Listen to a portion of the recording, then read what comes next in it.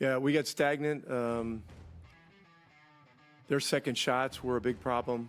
When you're unable to rebound, it's hard to continue to play with pace and tempo.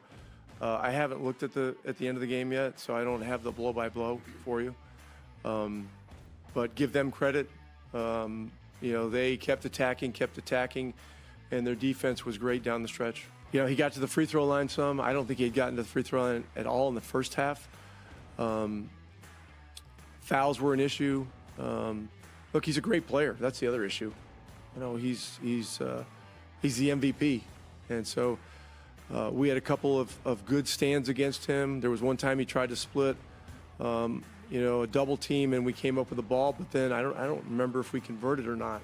So look, we had some terrific opportunities that we did cash in on, in the third quarter, and some late third quarter that we did not. That would have made it tougher on them going into the fourth quarter. But hey, you're up 7 at home.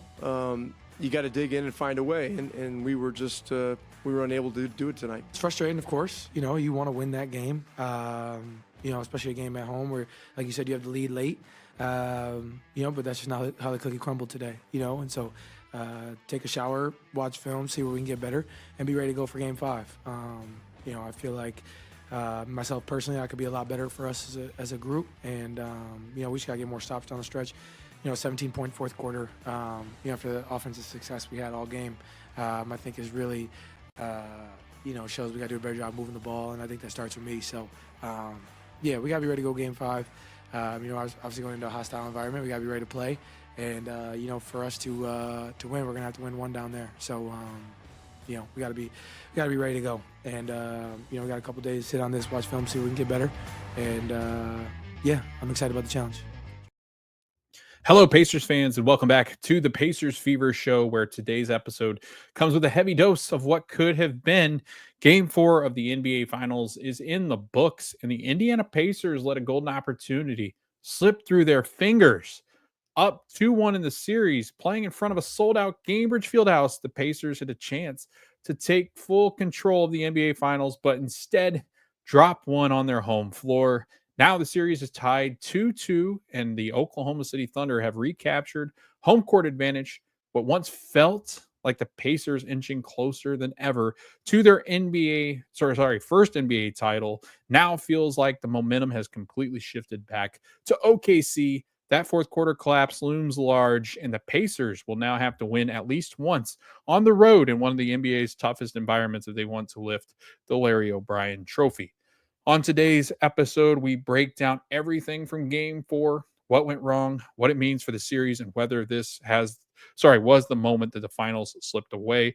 We'll also preview a massive Game 5 in Oklahoma City on Monday night and talk about what it'll take for the Pacers to bounce back.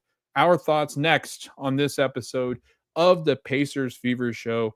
Thank you for joining. Thanks for watching. Thanks for listening. Again, we're over on YouTube at the Pacers Fever Show. Like, subscribe, comment. Drop your thoughts on Game 4. What does it mean for the series going forward? Best of 3 series coming up now. The Oklahoma City Thunder have their advantage back. They have 2 games at home if it goes 7.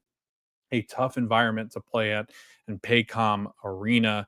And the Pacers will look to do what no team has done this season, which is win 2 games at Paycom.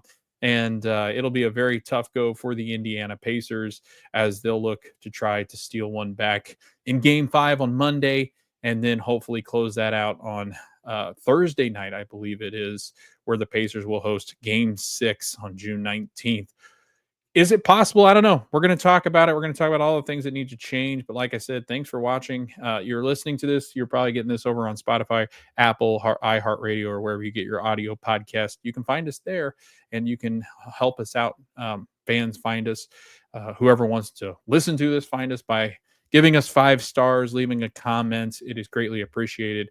But again, like I said, thanks for listening. Thanks for watching. We appreciate you being here. I know it's under circumstances that we did not all want. We all actually probably felt that we were going to join each other once again on an episode where the Pacers were going to be up 3-1, heading back to Oklahoma City, feeling really good about closing out the Thunder in one of the next 3 games. Instead, this is once again a competitive series, a series that I think a lot of people will throw back into the favor of the Thunder, and as it should, because they are just so very dominant at home. So it's going to be a uphill battle for the Indiana Pacers, and it was something that could have been avoided with just a normal fourth quarter on Friday night, Friday the 13th in game 4.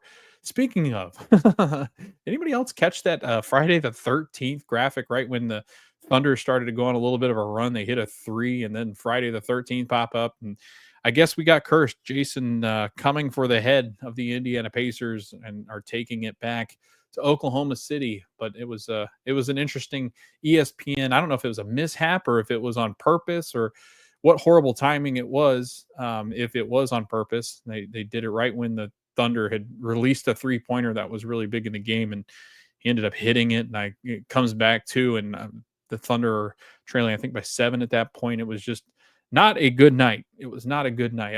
That's not necessarily true. It was a good night up until the fourth quarter. It was a really good night. I thought the Pacers looked really good all the way through the third quarter, and I thought that they had the advantage, and we're going to be able to close it out because we've seen this team for so many games close these types out, and they just did not deliver the same kind of punch that we have been used to watching this Pacer team throw throughout the postseason and throughout all of the regular season. Pretty much, it felt like the team just fell flat, and that Thunder defense became suffocating as it can, and it caused the Pacers all sorts of problems on the offensive end, and it winds up being a 111-104 Thunder win in Gainbridge Fieldhouse. Sellout crowd, one of the most electric atmospheres I think I've ever seen in that building, and it was coming through the TV loud and clear for the first 3 quarters. I mean, there was a point where Obi Toppin made it a 10-point game, gets fouled to go to the line to make it a 12-point game, ends up missing the 2 free throws. And it was like that point on, it started to crumble under the Indiana Pacers. And at the end, they just became unglued and unhinged and playing the game that they struggle so much with, and that is in the half court. So we're going to talk about it. We're going to break it all down. But first, I'm going to go through the schedule, what games are remaining. So game 5, like I said, is going to be tomorrow night, Monday, June 16th at 8:30 p.m. Eastern time on ABC. Again, that is tomorrow night, and that is at Paycom, which is Oklahoma City's home floor. Game 6 is now necessary. Will the Thunder be looking to close it out, or will the Pacers be looking to close it out in game 6? That'll be Thursday, June 19th at 8:30 p.m. on ABC.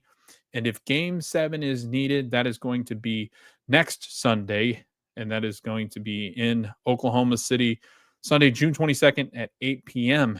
Eastern time on ABC. So that game time does shift forward 30 minutes if a game 7 is needed. And again, we will definitely know the champions at least by at the very worst, we're going to know who wins the NBA title by next Sunday around 10:30. So the season is in its last week if all goes like everybody else is starting to think it might, and that is to a game 7. So just some initial thoughts, and then we're going to get into a quick recap of game 4. This was the closest, I mean, you could probably feel to a championship as a team, as a fan of that team that is on the verge of making it a 3-1 series lead. And if it's a 3-1 series lead in the NBA Finals, every team pretty much, I think except one, has gone on to win the NBA title. I think it's a 98% chance that they would have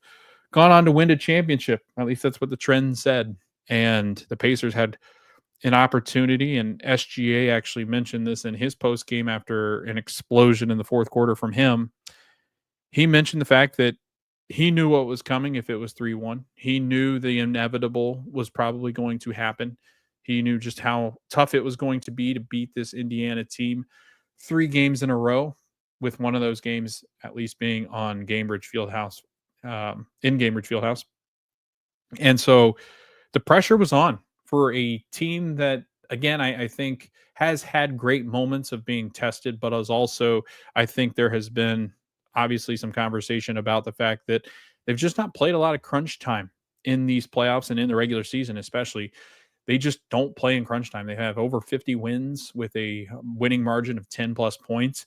So this team is not used to playing those tight games in the regular season, where the Pacers are very used to that. They've won a lot of games in crunch time. They are a crunch time winning team, in fact. So it's something that had been discussed, and it is something that the Pacers wanted to do to the Thunder.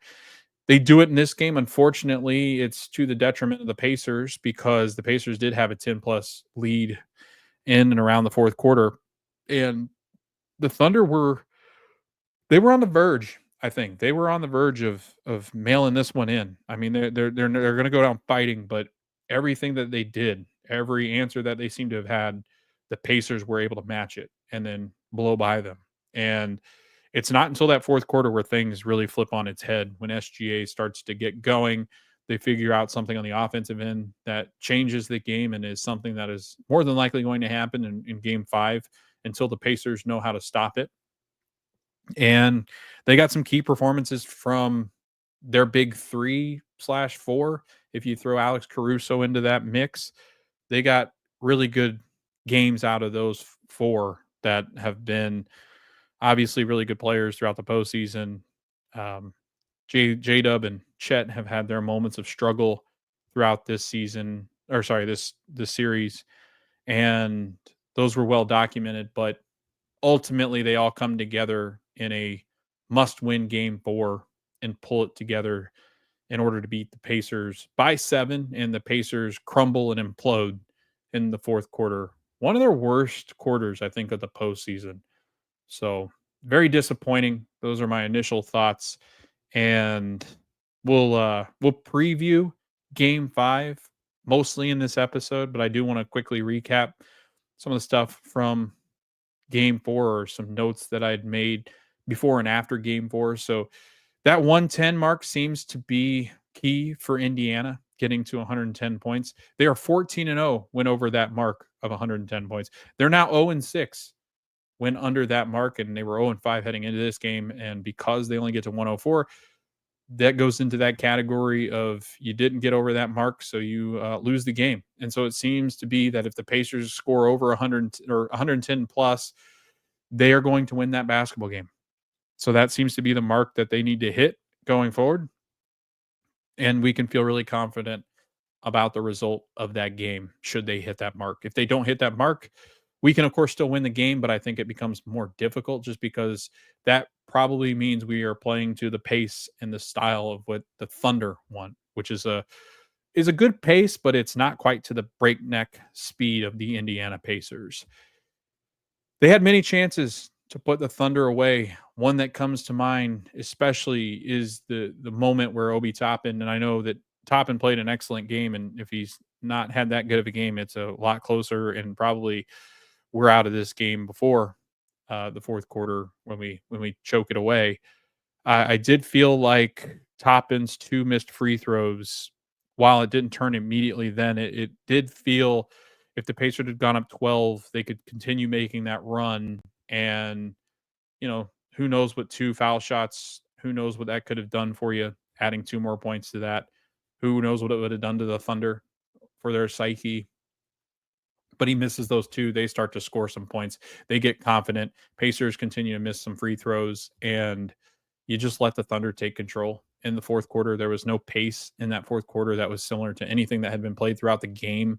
I mean, you're talking, once it dips below that 10-minute mark, it started to look really rough for Indiana. And even in the beginning or the end of the third quarter, you could start to see that defense that the Thunder can impose at will, it seems. And we'll talk about what that Thunder defense does, because I think it's very interesting to talk about. It's historic for reasons. And I think, outside of a couple of things that we'll talk about coming up here soon, it's just something that they're going to be able to do. And that's why I'm a little bit, I wouldn't say nervous, but I would say that I'm concerned in the fact that OKC seems to be able to turn that defense on when it feels like it wants to.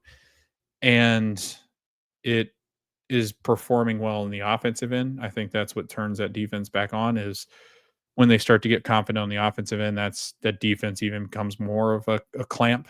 But we'll talk about it. Had many chances again to put them away. I just didn't feel like they did. Miles Turner had some opportunities in the fourth quarter to hit some shots. He did not. Halliburton, just completely stagnant. The ball just stopped moving. He stopped getting downhill. Siakam looked gassed in the fourth quarter, and he played well the whole game. It just everything that could go wrong went wrong, and everything that could go right for the Thunder went right. And that's just not a good mix, and especially for a game that you've controlled most of it. So just a really tough one. 1 point in the last 2 minutes and 8 seconds of the third felt like that gave a boost to OKC. They had it again. Pacers had an opportunity to extend it to 10, 12, 14 by the end of the third quarter, but they go into a drought, and that carries on into the fourth quarter. I feel like Dort's defense on Tyrese, you could see it. I mean, you could see it coming. Caruso too. Their defense just went to a whole different level towards the end of the third, and there were still some points scored about midway through the third and stuff like that. That it looked like they'd been playing pretty good defense on them, but then all of a sudden there was just like this. You could tell Tyrese is operating more side to side than downhill. And then once that starts to happen, their defense just becomes a nightmare to try to deal with. Late shot clock shots coming and difficult shots and shots that you don't necessarily want, contested ones. You've got players that are shooting them because they have to, not because that's in the flow of the offense. A lot of ISO in situations where once they stopped really moving the basketball, they felt that they could dribble out of it. That's just not the Pacers game. It's not who they are, and they lost their identity in the fourth. And I felt like that was just too much to overcome. First 5 minutes of the fourth were awful, and the last 5 minutes were bad. You had 2 minutes in there in the fourth where it kind of looked like they could stabilize it, but ultimately the Thunder just became too much for the Pacers to try to handle. And it just, again, I can tell you exactly when the Pacers start to struggle is when the ball stops to zip. You just see it. Like you can tell when it's not moving, when the ball's not getting moved towards the rim or downhill, it's just not feasible for this offense because of how physical their defenders are, how lengthy their bigs are. It just had a really bad feel to it in the fourth. It did. It felt like the walls were caving in and there was nothing the Pacers could do about it. So they were just it almost felt like they were hoping the time would just run out on this one. And we've had games like this. So it's not really that shocking to me, to be honest with you. I mean, I know a lot of the national media and stuff will make like the comments about the fact that like you had the chance right there to win a championship. It seemed you had the opportunity to close them out, but in games that Pacers have lost, this is in the fourth quarter, especially, this is how they've done it. Like you could go across the board and say, I know how they lost it. I don't even have to look at the highlights. I know how they lost it. The game, they stopped moving the basketball. They settle into this half court offense, which is not their strength, and the pace just goes out of them. And there's no running, there's no ability to get to the rim, and then the defense starts to tighten the screws, and that's when the Pacers lose it. I can tell you that's how they've done in the past. That's how they'll continue to do it in games that they lose. It's because that pace just stops. And I know you can't run 48 minutes all the time and be perfect at what you're doing, but again, I'd rather you start to force the pace and turn the ball over because you're at least moving the basketball rather than it just become this ISO heavy dribble the ball, dribble until it's out of air, and then get a really difficult contested shot at the end of the shot clock. And that seems to be what the Pacers did. I wouldn't say they gave up. I would just say that defense is really good, and you cannot let it settle. And when it does, you're going to have a hard time scoring. And that's how the Pacers have been successful in these games is the games they've won, the games and the moments and the stretches in which they've been most competitive have been the times where they just move the basketball so much that defense can't get set. And that's the way you exploit their double big lineup. That's the way you exploit their rebounding. You can wear them out if you just continue to move the basketball, move players. Even if there's times where you are dribbling it a lot more than you want to, just moving it and moving it, like just not trying to stay stationary and going side to side, dribbling it up at the 3-point line and hoping that somehow you get by them by a couple of step backs and then, crossovers, and all of a sudden you're like, oh, now it's 6 seconds. I got to shoot this thing. So I got to get it up over this 7-footer. It seems like that's what the Pacers were doing at times.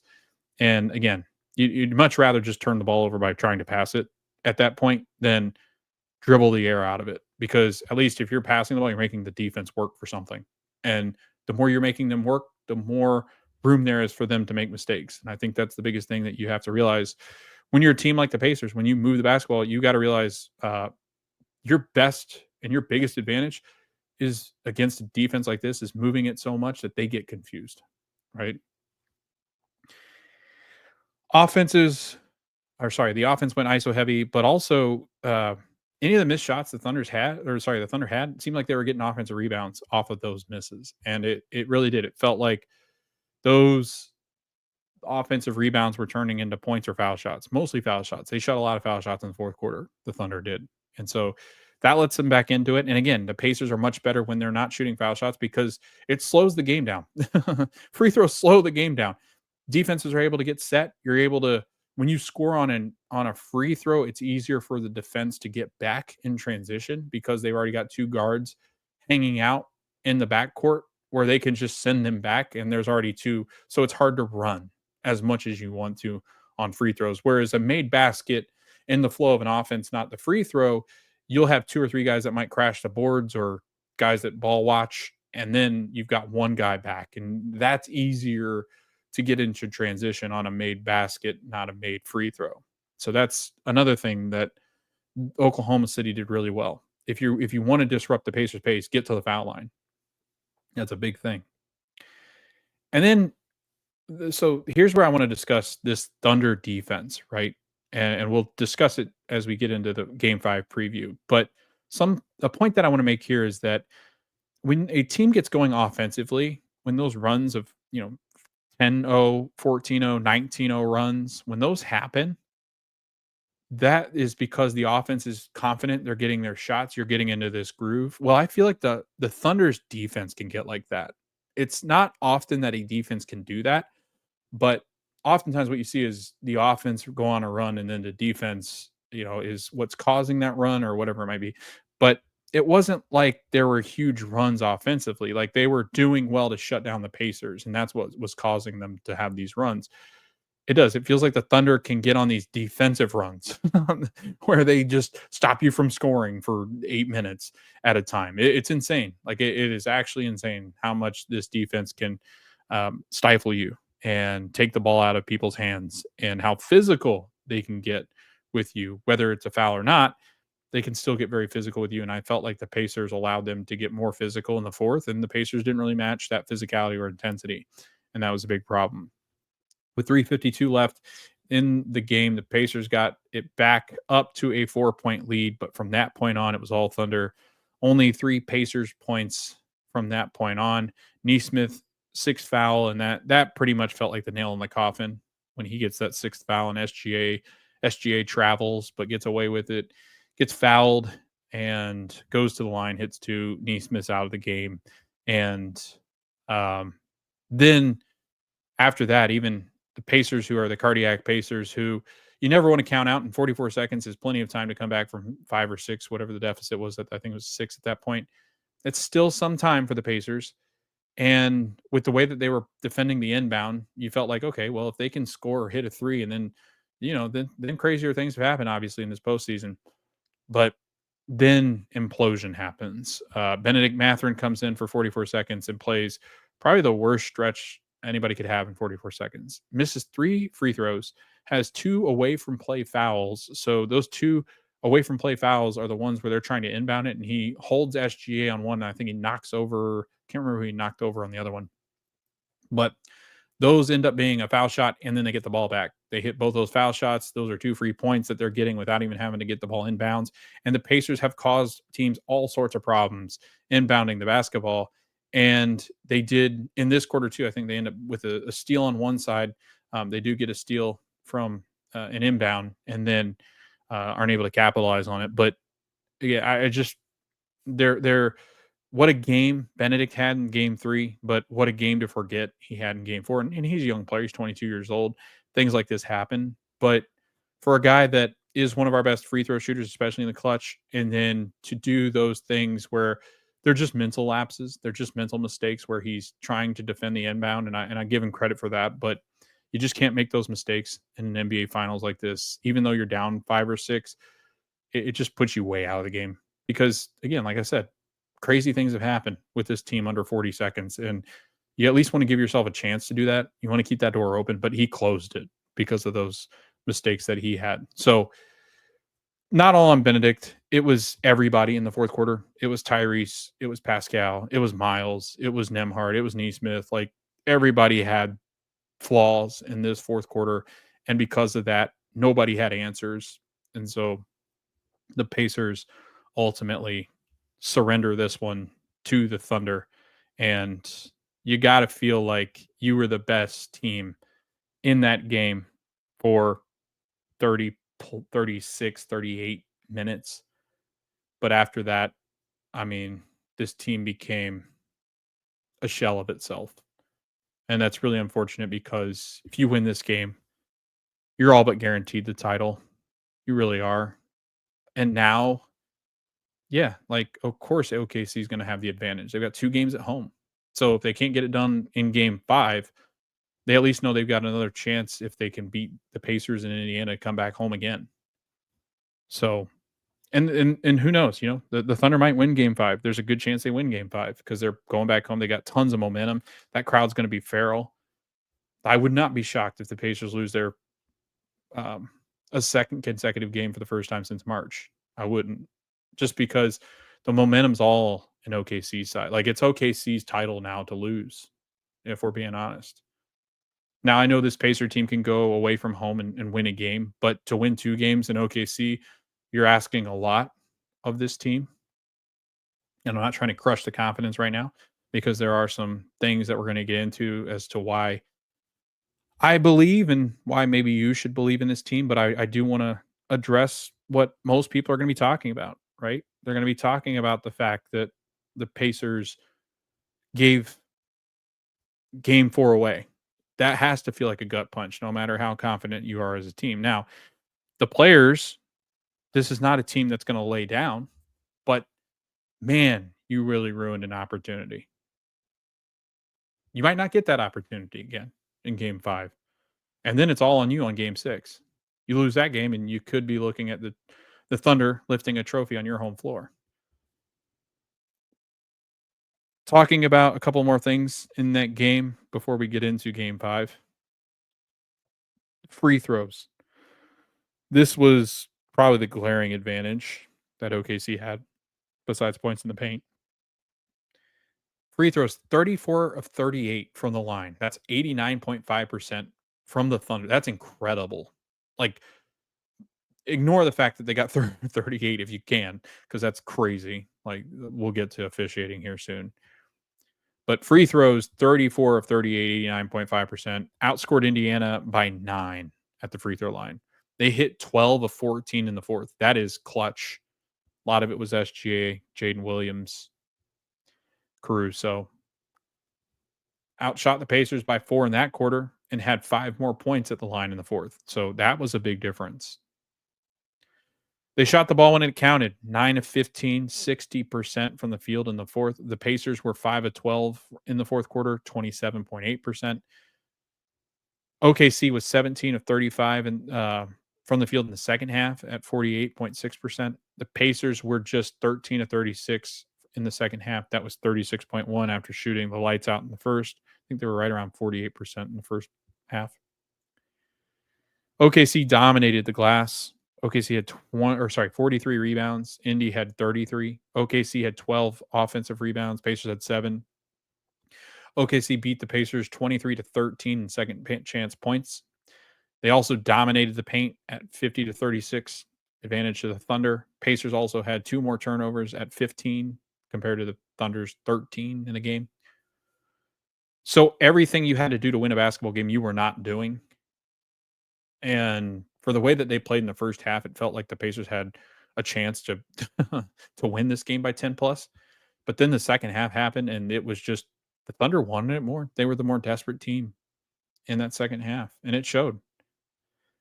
SGA, Caruso, and J-Dub led them in the second half, and the Pacers had no answers for all three of them. SGA, 15 points in the fourth, 23 in the second half. He had just 12 in the first. Ends up with 35 points. J-Dub had 11 points in the second half, 16 in the first. He was great all night long, kept them in the game early, and then scored some really crucial baskets at the end.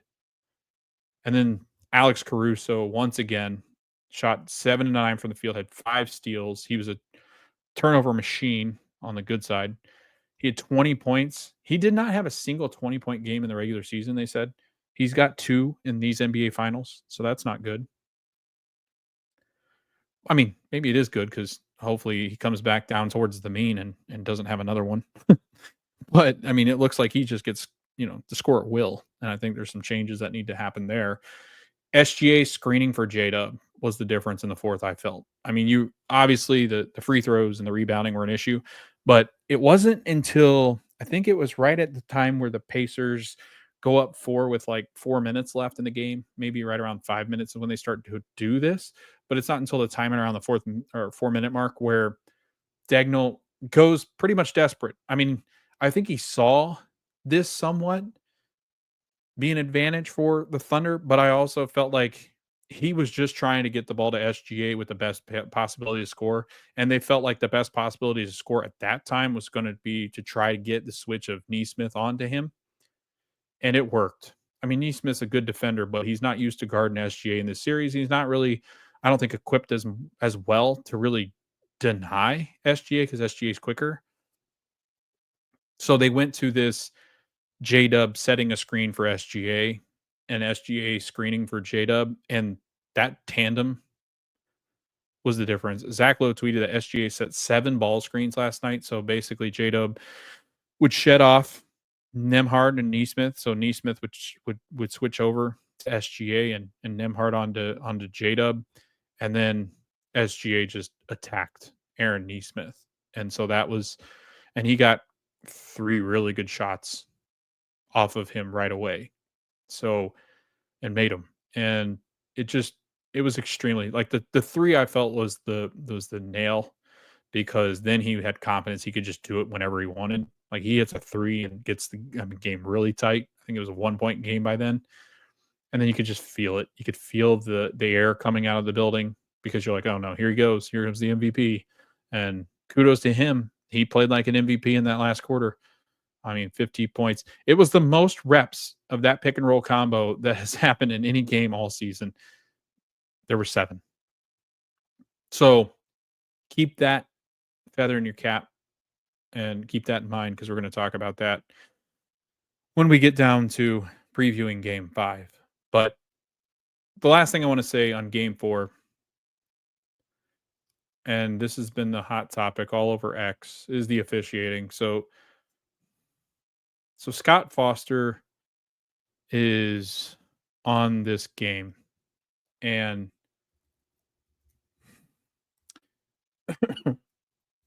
I've tweeted about this before, and it's never good when your nickname as a ref is called the extender because you have an ability to change games because of the way you officiate them, and it's oftentimes in the favor of the team that is down in a series. And I know like there's going to be stuff brought up about his connection with, I think it's Donahue that was the ref that was shaving points and different things like that. And he even mentioned Scott Foster at points throughout his trial. And there's a lot of calls that go back and forth. So obviously there's going to be all of that, right? Where he's involved with this ref and seemed to be pretty close with this ref that was caught shaving points. But then the fact that honestly, it just comes down to the fact that he's an awful ref. And it's not just because of the Pacers loss. He is just he's not good for both sides. He's not good to watch in a finals. He's been around forever, so that's why he gets these games. But he is just not good. It's not fun for the league to have him around because they shot 70 plus free throws in this game. I think the next closest game was like 48 or 50. Like that's 20 more free. It slows the game down. It's just not fun. This should be about the players playing the game, not the refs whistling. And that's ultimately what it turned into, was just the refs whistle happy, right? I get trying to have a tighter whistle in the first quarter, but the fact that you have that same whistle in the fourth, like, it's just not good for basketball. It's not. Like, it's not good for OKC, it's not good for the Pacers. This could have gone the way of the Pacers, like, the Pacers could have the advantage. I'd have said the same thing. His officiating, and people in the national media have even said it, it's just not good. Like, it's not good for the league, it's not good for the product. He slows the game down. He's always trying to get himself involved in these. He always has blunders too. If you go back and look at his games, he always has these weird moments where, like, he calls people together, and I get that he's trying to maybe get a call right, but it's just horrible. I mean, it just causes so much stoppage in the game. He likes to go to review a lot. He's not great at getting reviews right. Like, he's just not good for this game. And I don't know what other way to say it and how to say it and how to be nice about it, but it's just, he's awful, like, horrible. I can't stand when he's calling games, because it's always going to be at the disadvantage of somebody. And unfortunately, it's at the hands of the Pacers this time. But I don't think it, let's be clear, it didn't cause the Pacers to lose the game. It didn't cause the Pacers to do what they did in the fourth quarter, but it did cause just a not so fun game to watch. Like, this was, the first three games have been great. And, bits and pieces of this game were good, but game 1 through 3, they were excellent. I thought they were officiated very well, very evenly. Whereas there were some calls in this one against both the Thunder and the Pacers where I'm just like, why? Like, why? Like, why are we doing this? So again, I think they said if all goes right, he's on the call for game 7 too, which that would be brutal. Or maybe it might have been game 6. I can't remember exactly how it falls. I think it's game 7 that he would get the call. But I would call him and tell him the game's in Pittsburgh or something. Like, he needs to not do it anymore. Just don't let him call games anymore. Like, let him sunset and go call, like, high school games or something. I don't know. Like, make him, I don't know, the head of the refs association. But he needs to stop calling games. It's not good for the product across the board. Every game that he's in has too many free throws, too tight of a whistle, doesn't know half the time what he's calling, I think. It's not good. It's not a good look for the league. And when you've got a nickname like that follows you, like, I know people don't like Tony Brothers, and there's other people like Zach that people have a hard time with, but I actually felt like they've called really good games. It has been such a well officiated playoffs and postseason across the board, but every game that Scott Foster is on, it's like, oh no, like, here he comes, insert himself into the game. If refs have a nickname, I think it's time for him to hang it up. But anyway, I'm off my soapbox. Again, it's not because the Pacers lost. It's got nothing to do with it. Like, the Pacers were absolutely awful in the fourth quarter, but he has Scott Foster has no reason to be calling NBA final games. Okay, moving on to game 5. So there will be no Scott Foster. So that's already a benefit to everybody watching the game, playing the game, coaching, whatever. What do we need to talk about in game 5? So again, like I said, teams that have gone up 2-1 in a series are winning those series 80% of the time. So there's still some confidence in that. I will say you should feel still pretty confident if you're a Pacers fan, because the adjustments you can make in game 5 are more about the hustle and focus rather than the X's and the O's, right? So here's what I mean. Let's first talk about the Thunder defense here. Again, this is where we're kind of going back to that Thunder defense, and then, like, the lineups, right? So things you can take away from game 4 into game 5 is that the Thunder still don't really have an answer as far as their rotations are concerned. Me personally, and this goes with the numbers that I'm about to say, like, their best lineup that they could put out there is the Caruso, SGA, Dort, Holmgren, J-Dub lineup, right? So if you look at them and you go to the fancy lineups tool on NBA.com, which is great, I love it. It's one of my favorite things to look at because it really does. It tells you how good those units are together. Now, this is not a unit that plays more than their more normal units. I would say that there are a lot of other rotations and pieces that play more minutes. Not a lot more. There's two in particular that I'm looking at.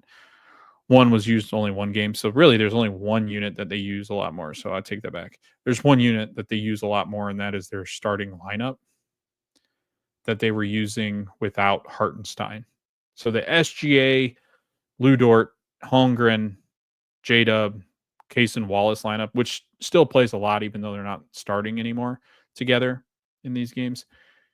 That lineup scores 22.8 points per game when they're out there. They average 9.5 minutes a game. They shoot 51%, 40 from 3. That I think is their best offensive lineup. I think if you played the other unit that I'm getting ready to talk about, which I think is their best, I think it could be just as good offensively. I don't think it is as great, but I think it could be as good. Caruso, SGA, Lou Dort, Holmgren, and J-Dub. That's the lineup they closed with in game 4. And that's the lineup I think you're going to see a heavy dose of going forward in this series because it is their best defensive lineup. I don't think it's their best offensive lineup. And the reason why I say that is because Caruso is good and he's played well offensively, but a lot of what he does is coming off their defense. I feel like the lineup with Caruso, SGA, Dort, Holmgren, and J-Dub, their offense comes from how they play defensively. So if the Pacers can crack them defensively, I don't think that lineup is as efficient on the offensive end. And I know Case and Wallace struggled in game 4, but I actually have more confidence in their ability to create with Kaysen out there because when Caruso's out there, Caruso likes to handle the ball and he's good at cutting and getting to the basket. But I feel like really their bread and butter is getting turnovers, Caruso creating those turnovers and them getting out and running. With Case and Wallace, they are a little bit more conservative as far as the turnovers they can create. And so they aren't really creating opportunities at a high speed, high pace and shutting you down defensively as much because I'd prefer going up against Case and Wallace rather than Caruso. Caruso can put the clamps on you, so it makes that margin even more. And I think it looks better on paper with the plus minus, obviously, because of, well, actually, their plus minus is not as good with that lineup that I actually like better. So just to clarify again, Caruso, SGA, Dort, Holmgren, J-Dub, their plus minus in the series is minus 1.5. I actually think that's more because the offense isn't as good. Now, that defense that they can play is excellent. The Case and Wallace one, because Kaysen's not really the offensive threat necessarily with the ball, but I also think he's not taking as much of like the usage of Case and Wallace is not as high as Caruso. I think Caruso does a lot of dribbling. I think Caruso relies heavily on other people creating his shots for him, but he is not somebody that's going to go get his own. Where Case and Wallace, I think, can get his own at times. And Case and Wallace is going to move the basketball more. He's going to need less of the ball. Where Caruso, they actually make it a point to get him the basketball. The biggest thing there is they don't shoot it as well, right? This unit does not shoot the basketball efficiently. And if you look at it, it's a 38.5% in those 6.8 minutes per game. They've played in 4 games. They shoot at 35.7% from 3. So that's not a good shooting unit. Like, it's not a good shot making unit. That other unit is better, the one that they were starting there for a while with Kaysen instead of Caruso. So it's really weird because like there's some give and some take. I think with Kaysen, your offense is better just because I think there's more focus on getting those other guys the basketball. Whereas when Caruso's out there, I think there is a lot of leaning on him offensively, but it takes away some of the shots that J-Dub gets. It takes away some of the offense that SGA might get. So it's weird. It's a weird give and take. I think defensively, that unit is much better than that other one. Like, I think the Caruso unit is much better than the Kaysen unit. as far as the defense is concerned. They're going to get more steals with Caruso out there than they do with Kaysen. And then when Kaysen Wallace is out there, he's having to guard Pascal usually, and that's not gone well. And when Caruso's out there, he actually does a much better job at defending the bigs. So I think, honestly, if you're the Pacers, you want that Caruso lineup out there in the fact that, like, if you can just play your game offensively against them, you should beat them because that offensive unit is not good, not as good collectively because you can force them to miss shots. So I don't know. Like it's a really interesting dynamic, but it's also I think it speaks to just the challenges that the Thunder have had, right? I think their defense is elite and they have the MVP. And J-Dub has been a really good too. Sometimes it can be a little bit of a roller coaster with him, but he's a young player. Chet, same thing. Good player, roller coaster. This team is vulnerable on the offensive end. Like the Thunder outside of SGA can be and are suspect at times. Whereas I think if you play good defense, they're a good offense, they're not a great offense. And that being said too, they are solely an ISO heavy team. Like J-Dub and SGA dribble, and that's how they create offense. That's it. Like Caruso too. But they're not running offensive sets. They're not running things through Chet. Like it's ISO heavy, and they hope to break down your defense that way by having two really good ball handlers that can get the rim, which are beatable teams. Those are beatable offenses. Whereas the Pacers offense is much more difficult to deal with because you don't know who's going to hit you, where they're going to hit you from, and how they're going to hit you. Now, if the Pacers stop passing the basketball and they become ISO heavy, they don't have an MVP, right? They don't have an SGA. So that's the difference. It's been the difference the whole series is that it's whichever style wins out. And the defense, I think, is easier to turn on, obviously, because it's more intensity than anything. Whereas the get the ball moving again is a lot harder to turn on against a really good defense like this. So that's been where the Thunder have been able to make up the difference. Now, the Pacers have had some advantages because their offense is just so much more efficient than the Thunder that the Pacers don't need as many shots as the Thunder to beat them. They got to stay close. But again, the Pacers can shoot 8 to 10 less shots and oftentimes beat teams. And they've been that way throughout the regular season because of how highly efficient their offense has been. Now, again, you see what happens in that second half where that Thunder defense all of a sudden comes to life and it caused problems for the Pacers. And then when the Pacers aren't getting their shots to go in, they're not offensive rebound.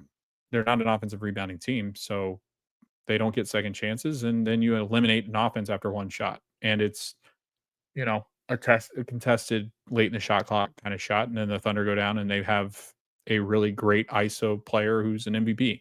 And he's going to be able to outscore you. So that's one thing. Talking about the lineup changes that I don't think the Thunder have really figured out which lineup to really they kind of just go with what's working or what seems to be working, and that's how they play. Whereas the Pacers have really, at the end of games, they have two types of lineups. They have the one with Miles and the one without Miles. That's how they've closed games. You either have Obi Toppin in or you have Miles Turner in. Or Mathurin. You go even smaller and have Mathurin in. So maybe 3 rotations that you have, but really the Pacers lean into 2. Whereas the Thunder, they still, in this game, Isaiah Joe and them were playing, and you had 8 to 10 guys. They were constantly moving throughout the lineup because they didn't have an answer defensively. They didn't have an answer definitely on the offensive end. And so they were just trying to figure out somebody. They needed somebody to hit shots, and nobody was hitting shots except for the big 4. Outside the big 4, they were pretty much trying to find anything and everything that would work. And, Hartenstein works some because he gets offensive rebounds. But Kenrich Williams, he wasn't doing anything really. Isaiah Joe, not really doing anything. Wiggins, not really doing anything at all. Kaysen Wallace was missing every shot known to man. So those 4 were completely useless at points. And you end up playing 6 players versus the Pacers 8 to 10, and that becomes tough on them because it can just wear you out. But I think that was something that Oklahoma City, they're trying to figure out a lineup that works. I think their best lineup that does work defensively is the one with Caruso, and he's in the starting 5 rotation kind of thing. Not in the, he's not actually starting the game, but with the other 4 that are starters in J-Dub, Dort. You got J-Dub, Dort, SGA, and Chet. You put Caruso with that group, they're going to defend really well. Their offense is pretty much SGA and J-Dub at that point. So I think the Pacers can look at that and say, okay, that's the lineup we're going to have to beat in the game, late in the game. How do we beat it? Right. And then how do you defend that pick and roll between J-Dub and SGA? Right. So I think that's going to be a key. But the lineups, again, like I said, it's a fascinating topic. It's a fascinating thing to watch in this series because they've also gone to their double big lineup, and their double big lineup has not been very good. They're at a -2, that double big lineup. They shoot the ball well from the inside, but they didn't hit any threes when that lineup was in. Now, they've only played that lineup once in this series, which was this last game. Like, they went back to their normal starting lineup with Hartenstein and Holmgren. But I didn't think, besides the offensive boards, that it really worked to OKC's advantage much. So again, I think you can play the double big lineup off the court pretty early on. I mean, once Toppin gets in, I feel like that's when you start to go into scramble mode if you're the Thunder. So I think that's an advantage for the Pacers, is that their starting lineup can crumble pretty quickly if you're hitting your shots. Like, if Miles was hitting his shots, that starting lineup's unplayable with the 2 double bigs. I really do think that. But because Miles hadn't been as efficient, they're kind of just letting him shoot. They're like, all right, well, go ahead. And Hartenstein's getting boards. Where if Miles is hitting threes, Hartenstein's out there, and then you completely take everything that's size away from the rim because Chet's out guarding Pascal. And that's the way they beat the Cavs. That's the way they beat the double big with the Knicks. Like, the Pacers, they're good at beating a double big lineup if Miles is hitting shots. But if you're looking at, again, the lineup game, I think it's ultimately, how do you beat that crunch time lineup? How do you, that fourth quarter lineup that's going to have Caruso in it, how do you beat that unit? I think that's the biggest challenge the Pacers now have throughout the rest of the series. And then figuring out that J-Dub and SGA pick and roll thing. Because outside of that, I just don't think the Thunder can really do anything else. Now, obviously, those role players, I think, are going to have a better game. I think Wiggins might have a better game, Case and Wallace, and them shooting the basketball because they're playing at home. And you saw what Wiggins did at home against them in game 2.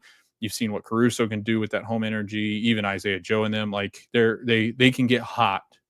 A lot of those bench players, Dort as well, shoots it better at home. But again, I think what Indiana has to do is try to chop the head off the snake a little bit and continue to frustrate SGA, because outside that fourth quarter, SGA had a nightmare of a game again.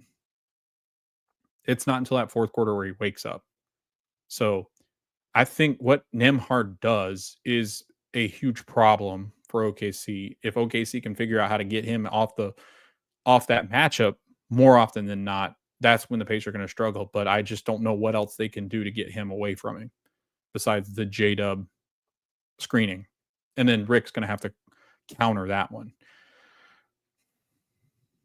Adjustments. So this is a nice segue into adjustments. I think what the Pacers have to do, obviously, is figure out how to beat that Caruso plus the 4 starter lineup. That's the big thing. I think your biggest answer is to try to get Pascal into those actions, because Pascal will have a size advantage.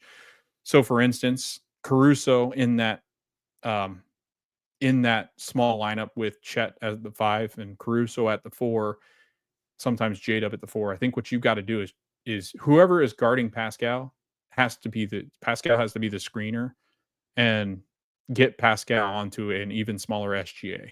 I think that's what you have to do, or Dort, or whoever it might be guarding Tyrese or Andrew. Like, I think you've got to get Pascal into the screening actions. I think another thing you have to consider at the end of the game, if they go to that Chet lineup, like I think you have to somewhat consider putting Obi Toppin on Chet. Like I know Chet's big, but he's not really gonna try to. I mean, if he's gonna try to punish you by dribbling the basketball, then I guess you got to live with it. But I just don't know. It really depends on Miles. If Miles isn't hitting shots, Miles cannot play in crunch time, right?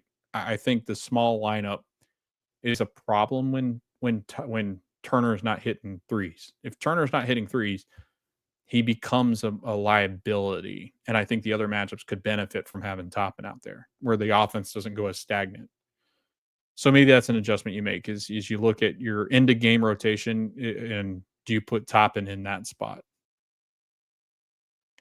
Another adjustment they're gonna have to make is obviously that J-Dub and SGA screen, like I said, 7 times that screen was put into place and all in the fourth quarter, I think it was. So they're gonna have to figure out, and maybe it's honestly, maybe it's bad. It's just, it's Aaron like being better against SGA. Like we've seen Aaron rise to that occasion quite a bit. But if that's not going well, if SGA is just scoring at will, then I think you have to look at possibly putting Pascal on J-Dub and having Pascal try to figure out how to at least contain SGA off of a pick and roll. So it'll be interesting. I want to see how maybe you use Ty as kind of that center field position where when that screen happens, you'd hate to leave Dort where Dort starts to hit a bunch of threes, but it might have to come to that. Might have to come to you kind of shade off of Lou Dort and make Lou Dort try to beat you. I don't know. We'll see what Rick comes up with because they're going to try that screen. They're going to try it a lot, I feel, to get SGA going. And it'll be early on, so we'll see what Rick has to answer that. I don't know. It'll be it's chess, man. The series has been two really good coaches going back and forth and throwing blows at each other. And it's been a lot of fun to watch with two really good teams. Another adjustment, I think, again, I feel like the Pacers rotation, depending on the personnel that's out there, you got to look at it, right? I think if Caruso's out there, you put Neesmith on him and Pascal on J-Dub. I think that's another change you can make where then at least I think Aaron's going to be a much better defensive assignment against Caruso. And J-Dub is just so physical and he loves to get to the rim that you'd like to just at least put some length on him to make it more difficult. It's just a matter of can Pascal keep up with J-Dub? Because J-Dub's strong, he's quick. So I don't know. It's an interesting mismatch for both sides. Like when the Pacers are on the offensive end, Pascal's nobody can really stop Pascal. He's eventually just going to get his if he's not worn out. So I don't know how. I don't know because if Pascal's having a card J-Dub all game, it's going to wear Pascal out. So I don't know. Like I don't know what the answer is. Maybe it's just you stay consistent with what you were doing and you just try to contain SGA when he tries to attack Aaron. I mean, maybe you throw doubles at that screen. Like maybe you double up there and off those screens and you try to make J-Dub become a distributor. I don't know. We'll see what happens. We'll see what Rick has up his sleeves because that's going to take a lot of thinking to do. And they've got a couple of days to try to figure that out. And they usually do figure it out. Like Rick's got an ability to figure these kind of things out. So I'm fascinated to see what they do with that. And then as far as like other adjustments, I don't think there's really anything else. I mean, I think you got to get Turner going, but I think a lot of that's just, I mean, they've been getting him open shots. I don't think there's any really adjustments. But once you get to a game 5, the adjustments become a lot smaller, right? There's only so many things you can do to adjust. And it's usually a response to whatever they threw at you last game. The Pacers, I don't know if they really threw anything at the Thunder that the Thunder are really going to have to adjust to as much. I mean, I think the only thing you can really do is again, Thunder at times did not pressure the ball as well. It's not until the fourth quarter, but I think ultimately the decision has been made. They're not picking up Tyrese 94 feet because Tyrese has been really good about breaking that down now, and the Pacers have been really good about breaking that down now. So the Thunder are just trying to conserve energy for the fourth.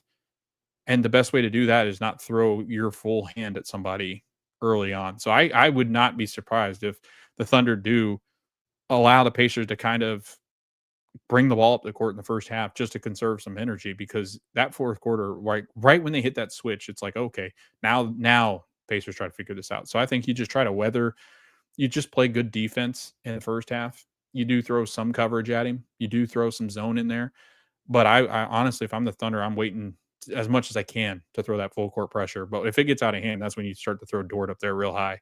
But again, like I said, I just feel like the Pacers, as the game has gone on in all of these games, they've gotten better at scoring because the defense gets more exhausted. Whereas I felt the Thunder were really good about conserving energy, taking a lot of guys out in game 4, and SGA being fresh, Dort being fresh, and Caruso being fresh in that fourth quarter was key. Whereas Pascal was worn down, Miles wasn't hitting shots, and he's still dealing with illness. So it was, the Pacers started to run out of gas a little bit.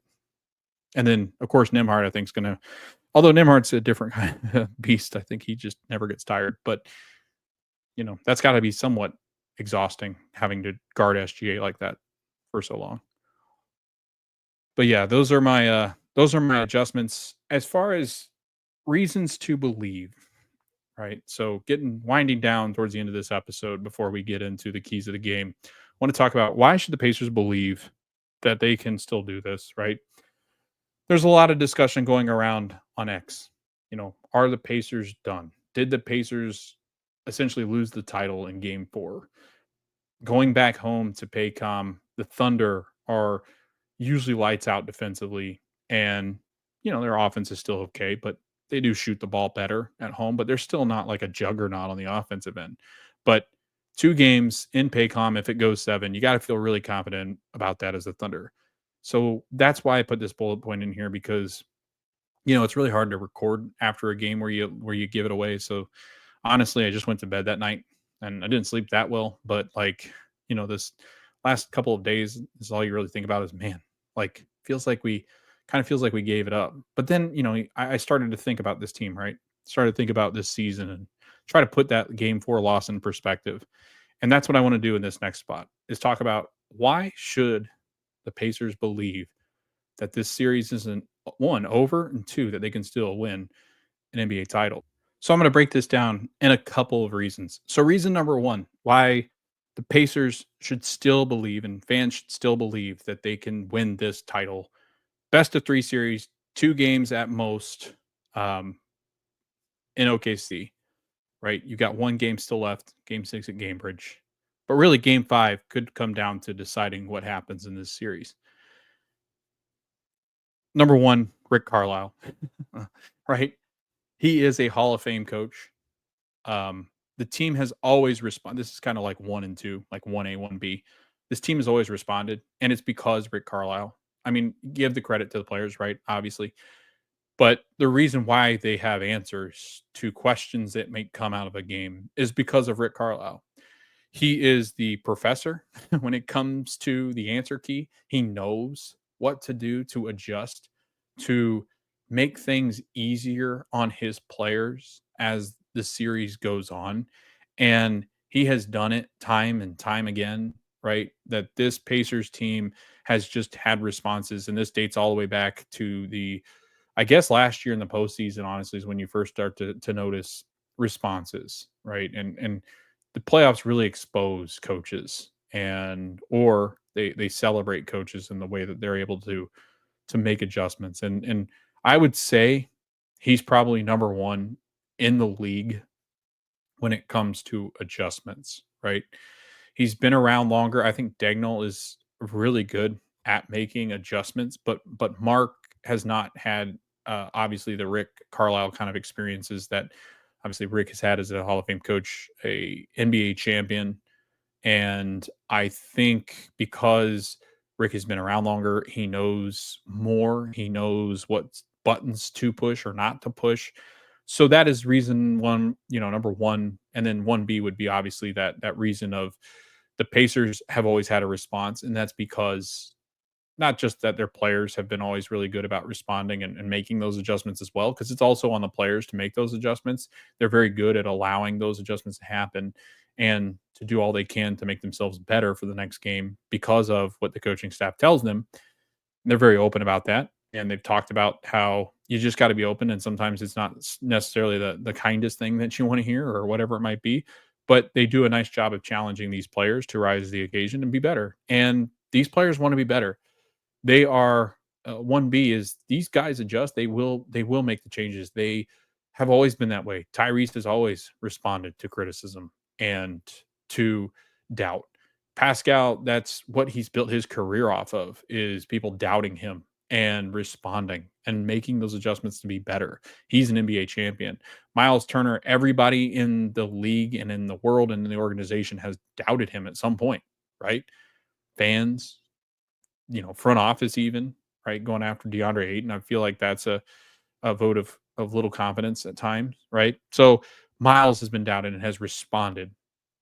And Nimhard and Neesmith, McConnell, Toppin, you go down the list. These are always guys that have been told they can't do something, but they've done it, right? They've gotten to this point. They've always done it. They will continue to always do it. It's just a matter of how many times can they get up off the mat. That's something that's going to be tested here in game 5. Because a lot of people will say game 5 is a must win for the Thunder because and at this point a lot of people go, well, it's a must win for everybody. It's the NBA finals. There's 3 games left. Well, the Pacers do have game 6 at home. Okay? So like game 5 I wouldn't say is an absolute must win for the Pacers because you could go down 3-2 and still win this series. It's not as likely, but you could still do it. You got a game at home, then in game 7 anything can happen. If you lose this game as the Thunder, you're right back into that situation again. You're right back into we are 1 loss away from being knocked out of this thing. Because there's no, well, at least game 6 is on our home floor. No, if you lose game 5, the Pacers respond like they've responded every time this year. If they win game 5, the Pacers are going back home to their environment, to a home base that they will likely not let down again. Honestly, if the Pacers win game 5, I think the Pacers definitely lock it up in game 6. That's just my feeling. If the Pacers lose game 5, I've got confidence that they're not going to go out in front of their home crowd.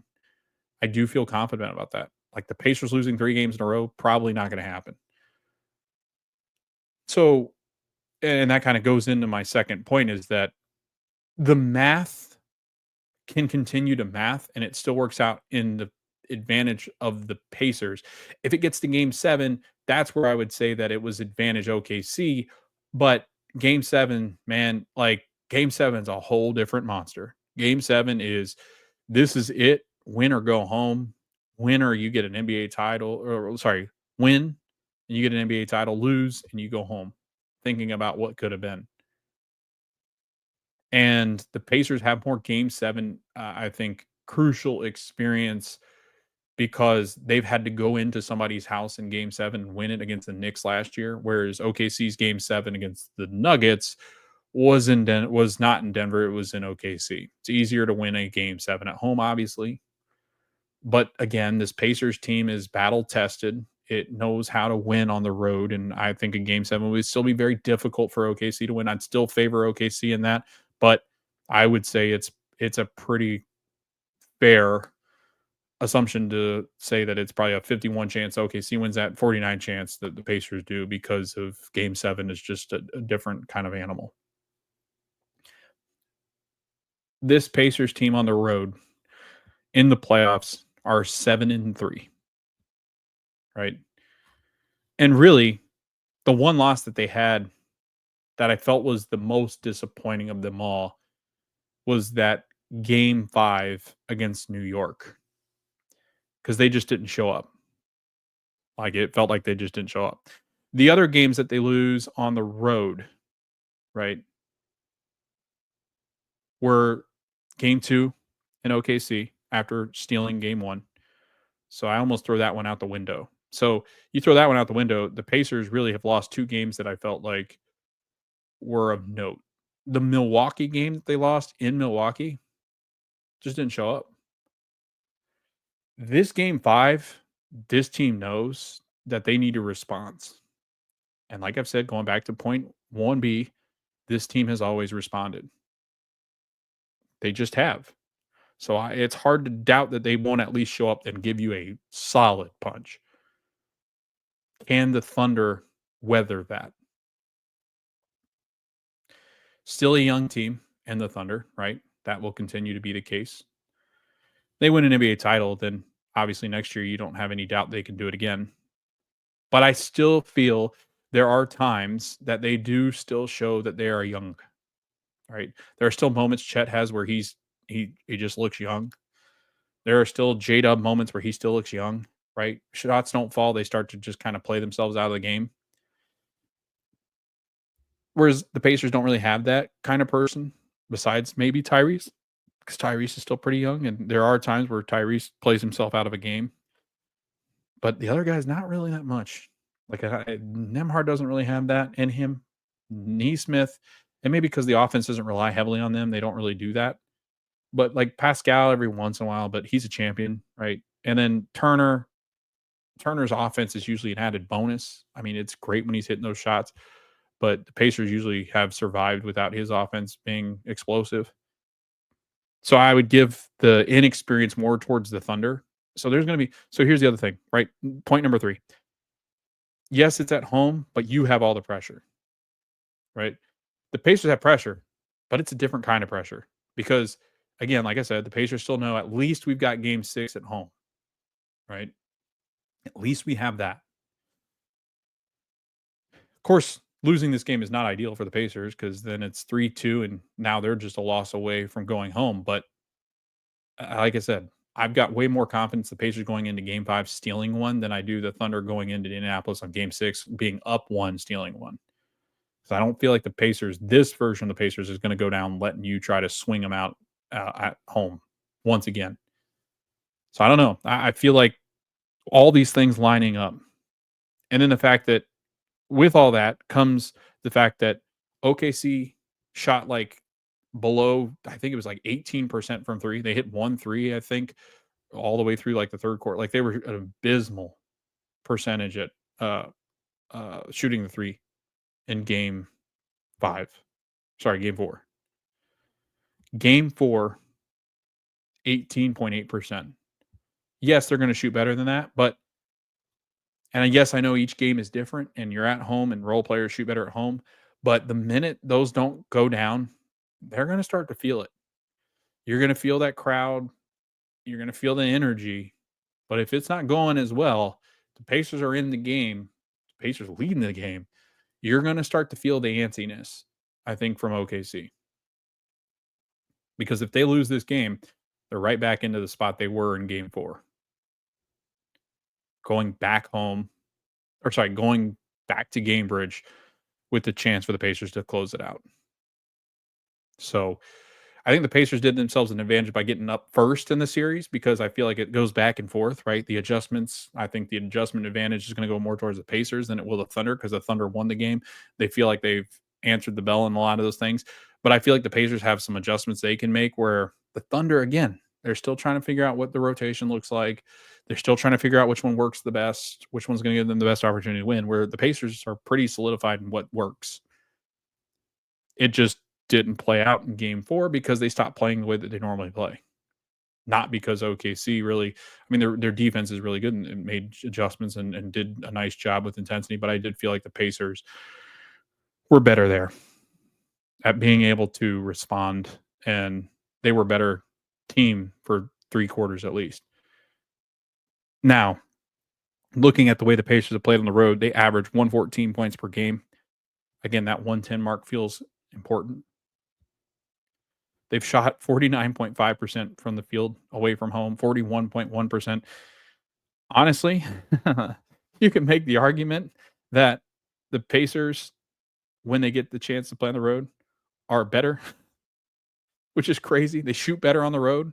They do. It's just 48% from the field when they play at home, right? 49% when they play on the road. From 3, they are 41.1% away from home, and they are 37.4 when they play at home. They're a better shooting team on the road. they've actually had a lot better games, I think, on the road in the postseason. So we'll see. Again, like this would be the first time that the Pacers have lost 2 games since March. And in that March stretch, when they did lose 2 games in a row, it's because Tyrese Halliburton didn't play in those. It was a 3-game losing streak, but he didn't play in any of those games. You have to go all the way back to, I think it was November or like early December when they last lost 2 games with Tyrese Halliburton. I think Tyrese will be better in this game. I think Pascal will be good in this game. I think Miles Turner has to be better in this game. I think Toppin continues to play as well as he has because I think there's some confidence level there.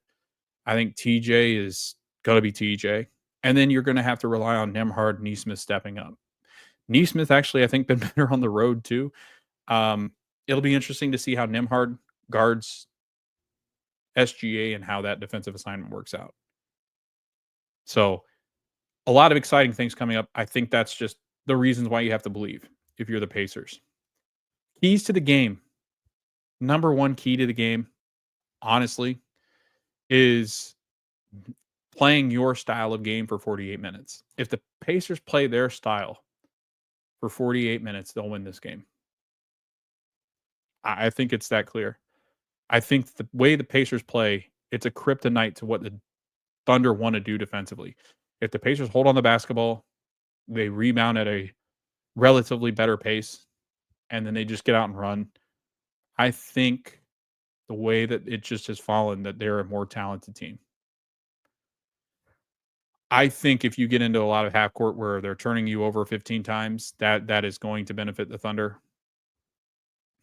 Right. And I still believe that their defense is way better at home. So that's going to be a really tough challenge here for the Pacers, is cracking that defense. But if they start cracking that defense early, this is going to be advantage Pacers. Like if the Pacers have I'd say if the Pacers have a 30-point first quarter, the Thunder are going to feel it. So keys to the game: play your style, play your pace, do the things that have made you good for this long. Don't get stagnant. And if you do get stagnant, figure it out. Number 2, rebound better. I think you got to rebound the basketball, at least keep it within 4 or 5, the rebounding margin. Because I think you can lose this rebounding battle and win the game. I still do think that, because I do think there are stretches where this Thunder offense is challenged. Right. I just feel like they're just not complete yet on the offensive end. And offensively, your game starts to become more polished as you get older. And I just think with 2-3-year players that you rely heavily on to bring you offense, there's just going to be spells where they don't have it. Right. And if they're burying every single shot, then you shake their hand and say, good game. But I still think they're just so young and a really high intense pressure cooker. And it'll eventually get to them at different points in the game. You got to capitalize on those moments. Number 3, I think you've got to crush the SGA list minutes in this game. I think your bench has to continue to provide that advantage of 14 to 15 points. I think the Pacers can do that. I think the Pacers bench can really humble OKC's, but they've got to continue to put pressure, and that starts with TJ and Obi.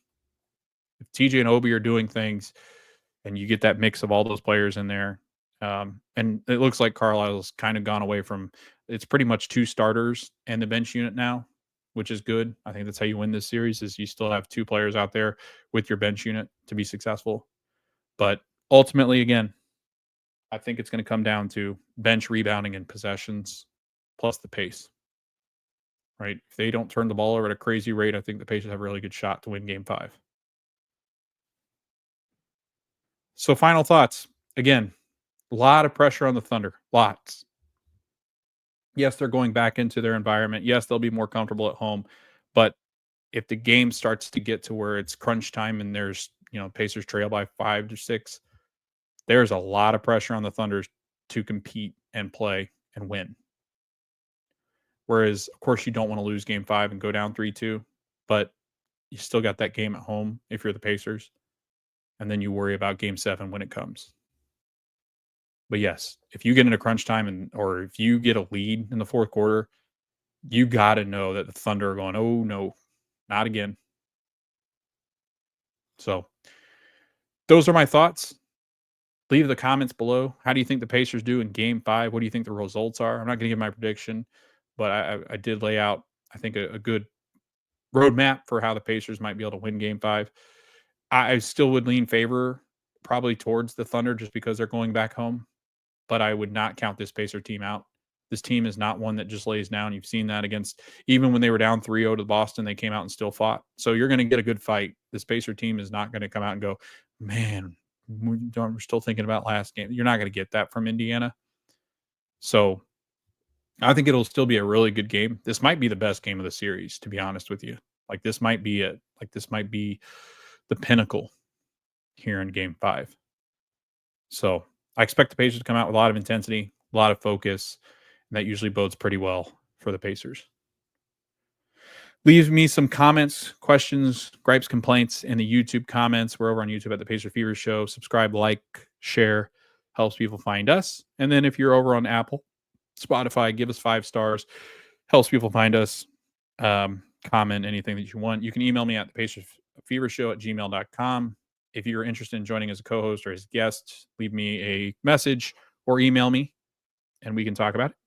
I cover the Fever as well, so I just dropped an episode, and this episode is going to come out shortly after. So go check that out, as they are big winners off of their game against the New York Liberty, and we will catch up with you guys after Game 5.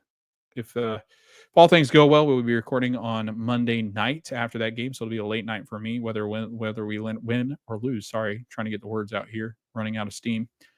But yeah, thanks for watching. Thanks for listening. Hoping the Pacers can go in and put up a really good fight in Game 5. Feeling really confident about this team still winning their first NBA title. But again, all things can change on Monday night. We'll see you after the game on Monday. And yes, sirs. Let's do it.